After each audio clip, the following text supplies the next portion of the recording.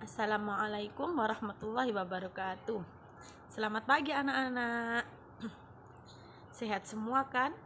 Ya, semoga di era pandemi ini kita selalu diberi kesehatan oleh Allah Subhanahu wa taala supaya kita bisa bertemu langsung dan bisa melakukan sekolah seperti biasanya. Oke, sebelum kita memulai pelajaran, kita berdoa dulu ya. Berdoa mulai.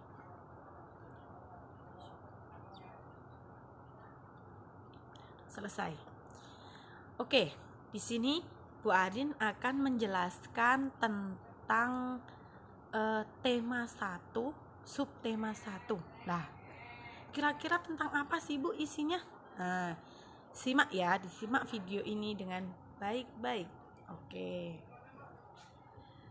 Dibuka halaman pertama. Di situ ada bacaan pawai budaya. Sudah ya? Nah, dari bacaan tersebut terdiri dari beberapa paragraf. Kalian tahu apa itu paragraf? Paragraf itu adalah kumpulan dari beberapa kalimat. Ya, Bu Arin ulangi. Paragraf ialah kumpulan dari beberapa kalimat.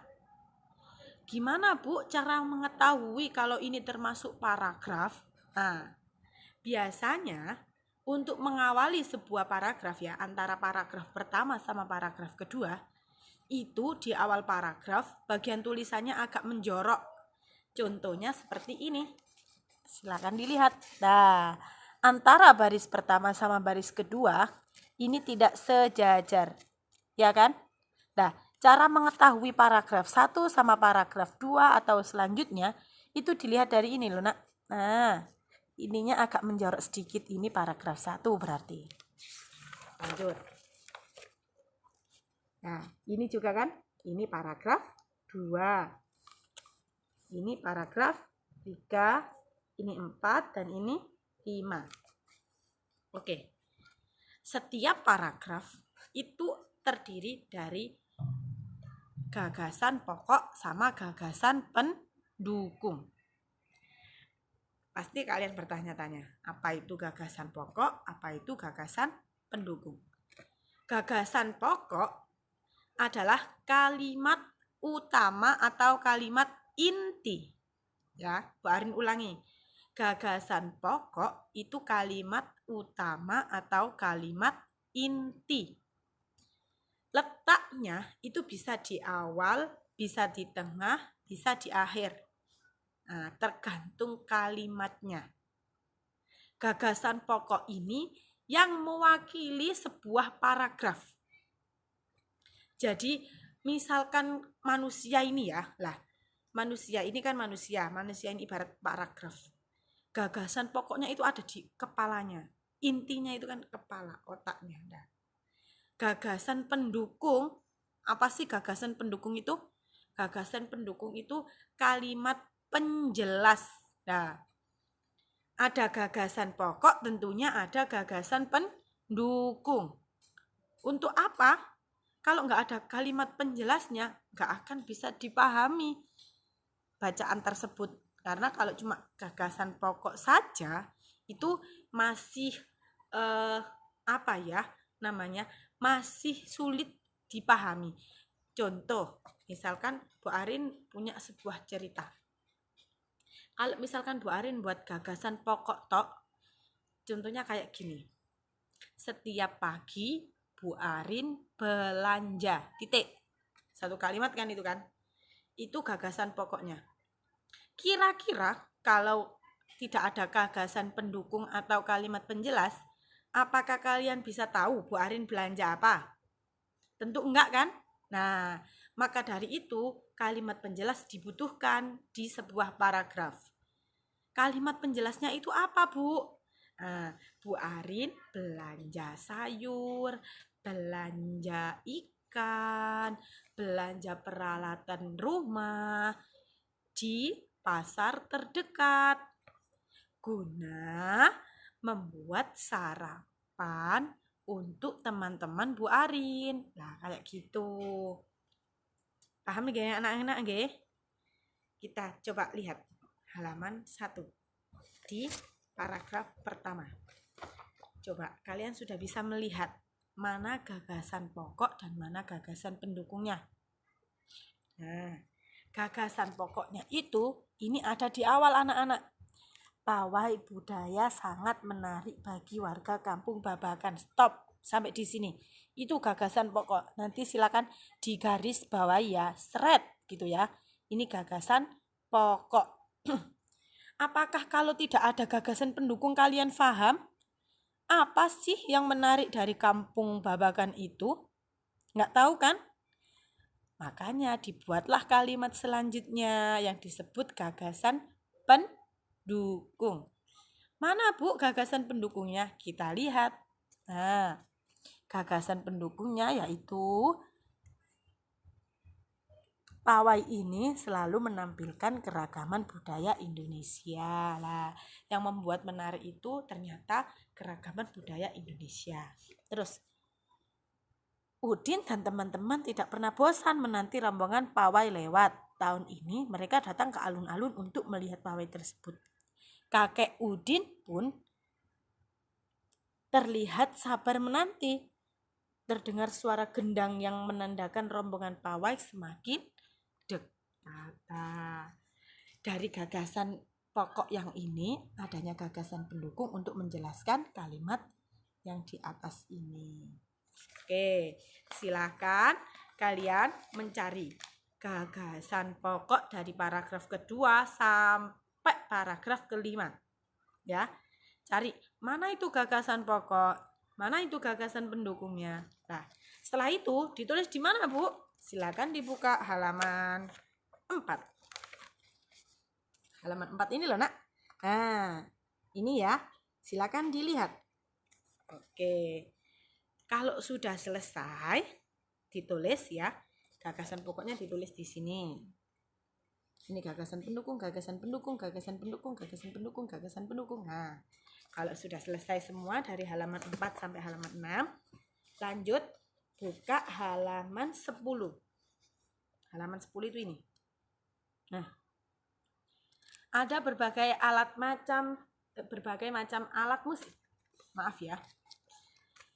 Ada angklung, ada saluang, ada kecapi, ada gendang, dan tifa. Angklung. Kira-kira apakah alat musik angklung sama saluang ini berasal dari tempat yang sama? Tentu enggak kan? Berbeda-beda. Lah, dari perbedaan tersebut timbullah sebuah keberagaman. Keberagaman itu apa sih, Bu? Macam-macam. Nah, keberagaman Indonesia berarti macam-macam budaya. Ada macam-macam, pokoknya macam-macam sesuatu yang ada di Indonesia. Nah, itu keberagaman. Perbedaan bisa juga kayak gitu. Nah, adanya keberagaman itu, apakah kita harus saling membenci antara yang satu dengan yang lain? Enggak kan? Nah, kita harus saling bertoleransi. Apa itu, Bu, bertoleransi? Bu Arin jelaskan ya. Bertoleransi itu, Nak, sama dengan menghormati atau menghargai. Misalkan, kamu punya teman yang berasal dari daerah Jawa, kemudian daerah Bali, dan daerah Madura. Lah, kira-kira bahasa mereka bertiga ini sama apa enggak? Tentu enggak kan? Kadang ada logatnya orang Madura itu yang kayak bentak-bentak. Padahal aslinya dia enggak bentak-bentak. Terus kamu miranya orang Madura itu loh ya jahat-jahat. Soalnya kalau ngomong enggak bisa lemah lembut lah. Berarti salah paham kan ya? Pikirannya kita kan salah paham. Orangnya bicara teriak-teriak. Kita ngiranya jahat, padahal logatnya mereka itu kayak gitu. Jadi kita tidak boleh menilai seseorang dan menjelek-jelekkan. Karena apa? Setiap orang itu punya perbedaan yang harus kita hargai. Bisa dimengerti ya anak-anak ya? Itu pentingnya sikap toleransi supaya tidak jadi perpecahan. Coba bayangkan saja kalau di Indonesia ini tidak ada sikap toleransi atau sikap saling menghargai. Pasti Indonesia ini akan berpecah belah. Kenapa kok bisa kayak gitu, Bu? Ada anak yang mengejek anak ini nggak terima, tawuran, kan? Apa nggak Indonesia ini pecah kalau tidak ada toleransi? Ya karena, nah, maka dari itu sikap toleransi itu perlu ada di dalam diri kita. Kita belajar ya, belajar bertoleransi atau menghargai. Meskipun dari berbagai daerah itu beda adat, beda bahasa, beda makanan, ataupun antara teman kita beda agama, misalkan ya. Kita tidak boleh menghina, kita harus menghargai keputusan mereka, karena itu pilihan mereka sendiri. Oke? Terus, lanjut ya, dari angklung tadi kita sudah belajar keberagaman alat musik. Selanjutnya, Bu Arin jelaskan lagi. Kira-kira gimana cara memainkan angklung? Apakah cuma dipegang gini tok? Apakah bisa bunyi? Boten kan? Enggak kan? Nah, cara memainkan angklung itu dengan cara digoyang-goyang kayak gini. Nah, pernah main angklung? Siapa yang pernah main angklung coba? Pasti tahu. Ketika kalian goyang-goyang kayak gini, apakah kalian merasakan getaran dari angklung tersebut? Nah, dari sebuah getaran itu menghasilkan bunyi. Tarik ulangi ya. Dari hasil getaran itu menghasilkan sebuah bunyi. Itulah pengertian dari bunyi. Bunyi itu getaran. Kenapa, Bu, kok bisa dikatakan bunyi itu getaran? Nah, ada yang tahu? Karena kalau kita cuma diem, gini Bu Arin diem ya. Apakah kalian bisa dengar bunyi dari mulutnya Bu Arin? Atau suara dari mulutnya Bu Arin? Enggak kan? Nah, maka dari itu pengertian dari bunyi itu adalah getaran atau hasil dari getaran. Nah, dari sebuah getaran itu menimbulkan gelombang. Untuk apa, Bu? Kok ada gelombang-gelombang juga? Bukan gelombang yang ada di pantai loh ya. Ini adalah gelombang bunyi. Gunanya untuk membedakan antara bunyi satu sama bunyi yang lain. Makanya kita, Bu Arin bicara ya. Bu Arin bicara sama kalian yang bicara. Beda kan? Suaranya Bu Arin sama suaranya kalian beda ya. Nah, itu dari hasil getaran yang menimbulkan gelombang itu tadi. Jadi setiap gelombang itu bisa menghasilkan suara yang berbeda-beda. Bisa dipahami ya anak-anak ya? Ya. Kemudian Bu Arin mau jelaskan lagi.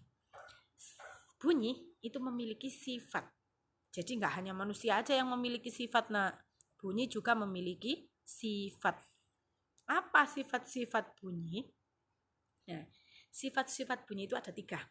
Yang pertama, merambat lurus. Apa? Merambat lurus. Yang kedua, melalui medium atau perantara. Bayangkan saja bunyi kalau tidak ada perantaranya. Apakah bisa? Loh Bu, aku loh kalau bicara loh nggak pakai perantara. Lah udara, kamu kalau bicara kan tinggal di alam lepas kan, di udara. Itulah perantara dari bunyi. Udara apa bisa dikatakan perantara, Bu? Ya bisa. Kan udara yang mengantarkan suara kamu ke telinga orang lain. Sehingga suaramu bisa menyebar kemana-mana dan bisa didengar oleh banyak orang. Ya. Jadi, yang kedua sifat bunyi tadi apa? Melalui medium atau perantara. Yang ketiga, dapat dipantulkan. Dipantulkan itu apa, Bu? Dipantulkan itu sama dengan dibalikkan. Nah, kayak kamu misalkan ya, bicara di tembok. Coba kalau suara kamu nembus tembok, pasti kamu kan nggak dengar suara kamu sendiri. Suaranya lurus, ketutupan sama tembok. Nah, tembok itu kan benda padat. Jadi bunyi kita itu dipantulkan oleh benda padat. Bisa benda padat bisa, nanti lewat udara juga, Terus benda cair itu seperti apa, Bu? Kalau kalian di air, blukuduk gitu kan pasti kedengaran suara bunyi kan? Nah, itu buktinya. Kalau nggak bisa di benda cair, pasti kalian kalau di dalam air nggak bisa dengar suara gelombang, nggak bisa dengar suara eh, apa? Ikan. Bisa dengar suara ikan. Nah, siapa yang bisa dengar suara ikan? Nanti kasih tahu Bu Arin ya, suara ikan itu kayak gimana. Lah, jadi gitu ya anak-anak ya. Jadi bunyi itu bisa dipantulkan. Nanti Bu Arin akan menjelaskan pemantulan bunyi. Tapi di bab selanjutnya ya. Jadi video ini sekali sekian. Kita belajar tentang apa intinya tadi ya. Bu Arin rangkum. Di video ini kita yang pertama tadi belajar tentang gagasan pokok sama gagasan pendukung. Yang kedua, belajar tentang keberagaman. Ya, tadi. Yang ketiga, belajar tentang bunyi. Loh, sudah dapat 3 mata pelajaran. Bahasa Indonesia, IPA, sama apa? Yang keberagaman ini apa? Ada yang tahu? PP, KN. Ya, sekian video dari Bu Arin. Semoga bermanfaat. Jangan lupa jaga kesehatan dan selalu tetap semangat belajar. Terima kasih. Wassalamualaikum warahmatullahi wabarakatuh.